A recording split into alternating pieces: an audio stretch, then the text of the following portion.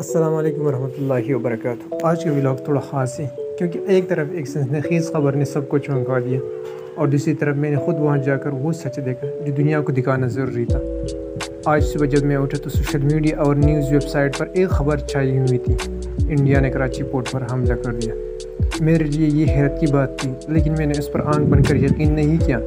میں نے سوچا کیوں نہ خود وہاں جا کر دیکھا جائے، اور بس میں نکل پڑا کراچی پورٹ کی طرف، اپنی آنکھوں سے سچ دیکھنے اور آپ کو دکھانے۔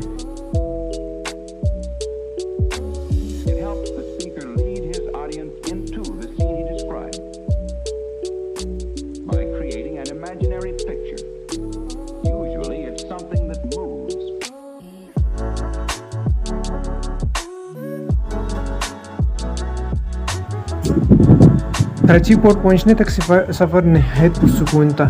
راستے میں ہر چیز معمول کے مطابق تھی، نہ کوئی خطرہ نہ کوئی خوف۔ پورٹ پر پہنچ کر حیرت اور خوشی دونوں ملی۔ سیکورٹی موجود تھی، عملہ کام میں مصروف تھا اور جہازات بھی معمول آج رہے تھے۔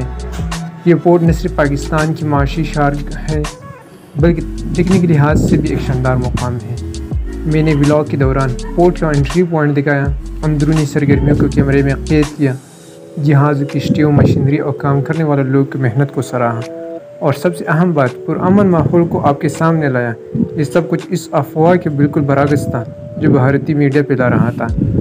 دوستوں، اس ولاگ کا مقصد صرف تفریح یا سیر نہیں تھا، اس کا اصل مقصد تھا سچائی کو دکھانا۔ میں خود کراچی پورٹ گیا، وہاں وقت گزارا، سب کچھ دیکھا اور محسوس کیا۔